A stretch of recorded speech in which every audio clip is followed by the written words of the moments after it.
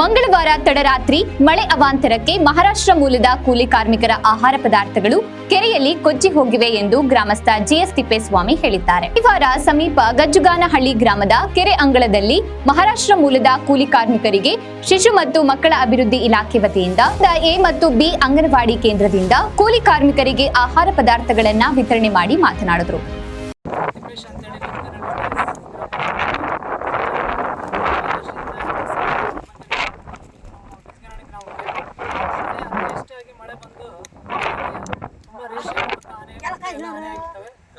ನಮ್ಮ ಗಜ್ಜುಗಾನಹಳ್ಳಿ ಗ್ರಾಮಸ್ಥರು ಪತ್ರಕರ್ತ ಕೆಟಿ ಓಬಳೇಶ್ ರವರ ಗಮನಕ್ಕೆ ಮಾಹಿತಿ ತಂದಾಗ ಅವರು ತಕ್ಷಣ ಚಳ್ಳಕೆರೆ ಶಿಶು ಅಭಿವೃದ್ಧಿ ಇಲಾಖೆ ಅಧಿಕಾರಿ ಹರಿಪ್ರಸಾದ್ ರವರಿಗೆ ಫೋನ್ ಕರೆ ಮಾಡಿ ತಕ್ಷಣ ಸ್ಪಂದಿಸಿ ಆಹಾರ ಪದಾರ್ಥಗಳನ್ನು ನೀಡುವಂತೆ ಗ್ರಾಮದ ಎ ಮತ್ತು ಬಿ ಅಂಗನವಾಡಿ ಶಿಕ್ಷಕಿಯರಿಗೆ ಸೂಚನೆಯನ್ನ ನೀಡಿ ಕೂಲಿ ಕಾರ್ಮಿಕರಿಗೆ ಆಹಾರ ಪದಾರ್ಥಗಳನ್ನು ನೀಡಲಾಗಿದೆ ಎಂದರು.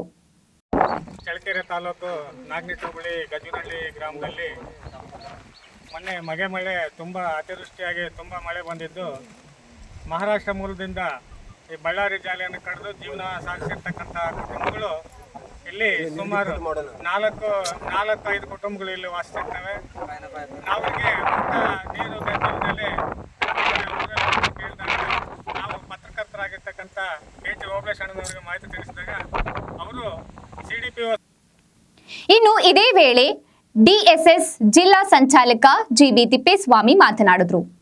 ಇದೇ ಸಂದರ್ಭದಲ್ಲಿ ತಿಮ್ಮಪ್ಪಯ್ಯನಹಳ್ಳಿ ಗ್ರಾಮ ಪಂಚಾಯಿತಿ ಸದಸ್ಯೆ ಮಾಜಿ ಉಪಾಧ್ಯಕ್ಷೆ ಪಾಲಮ್ಮ ಬೋರಯ್ಯ, ಗ್ರಾಮದ ಮುಖಂಡ ಬೋರಯ್ಯ ಸೇರಿದಂತೆ ಮಹಾರಾಷ್ಟ್ರ ಮೂಲದ ಕೂಲಿ ಕಾರ್ಮಿಕರು ಇದ್ದರು.